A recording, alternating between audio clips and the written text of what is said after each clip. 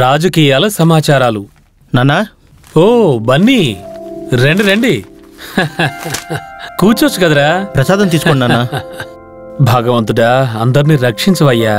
ఇలా కూర్చోరా. నాన్న, ఈరోజు మీ పుట్టినరోజు. ఒక్కరోజైనా మీరు మాతో పాటు ఇంటికి రావచ్చు కదా, మాకు సంతోషంగా ఉంటుంది.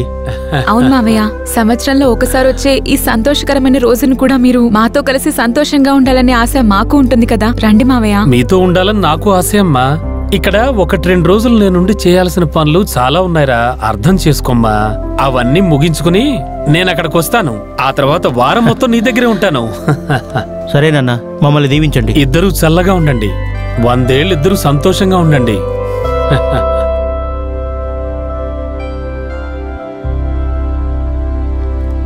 ఏమయ్యా, అవన్నీ త్వరగా తీసుకెళ్ళి ఇవ్వవయ్యా.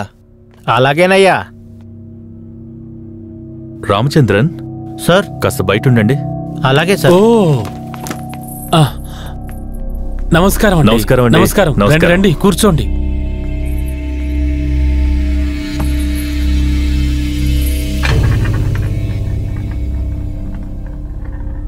మా మనుషుల్ని మిమ్మల్ని కలిసి మీతో మాట్లాడమన్నాను. అవును సార్, వాళ్ళు వచ్చారు. వారితో కుదరదని చెప్పినట్టున్నారు. అందుకనే నేనే మిమ్మల్ని కలిసి మాట్లాడి వెళ్దామని వచ్చాను. ఆ స్థలంలో ఫ్యాక్టరీ కట్టడం కోసం 600 కోట్లకు పైగా ఇన్వెస్ట్ చేశాను. గవర్నమెంట్ నుంచి నాకు పర్మిషన్ కూడా దొరికింది. నేను ఈ ఫ్యాక్టరీ కోసం ఎన్ని ఎకరాల భూమి కొన్నా కూడా వాటన్నింటికంటే మీ ల్యాండే నాకు చాలా అవసరం. ఎందుకని అడిగారంటే, నేను కొన్న స్థలం మధ్యలోనే మీ ల్యాండ్ ఉంది. అది మీరు నాకిచ్చిన తర్వాతే నేను అక్కడ ఫ్యాక్టరీ కట్టుకోగలను. చూడండి, దీనికి మార్కెట్లో ఎంత రేటుందో దానికంటే ఎక్కువగానే నేను మీకు డబ్బులు ఇవ్వటానికి సిద్ధంగా ఉన్నాను.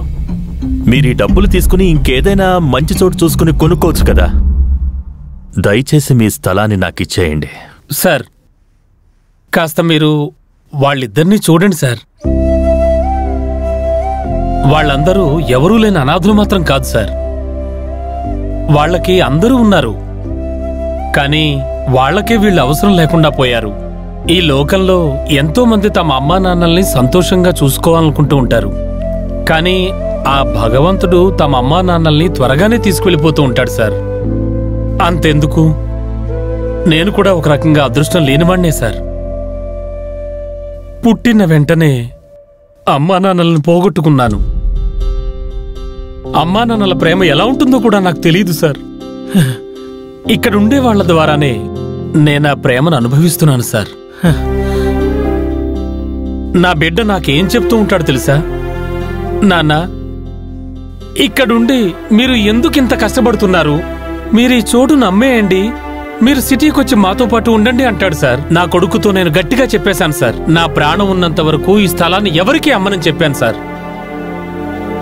అదే నిర్ణయాన్ని నేను తమకు కూడా చెప్తున్నాను సార్. నా ప్రాణం ఉన్నంత వరకు ఈ స్థలాన్ని ఎవరికీ అమ్మను సార్.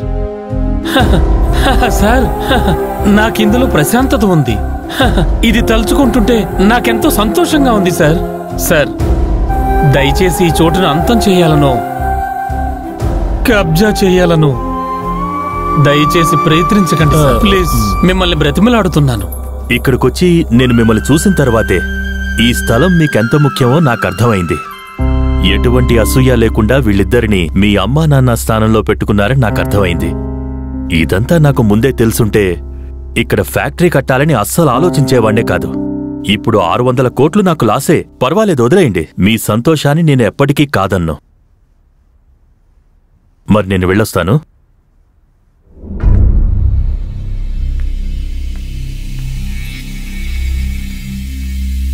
ఈ కాలంలో కూడా మంచివాళ్ళు ఉన్నట్టున్నారు. For more updates, like, comment, subscribe to our channel. Hey darlings, గంటని click చేయడం మర్చిపోకండి.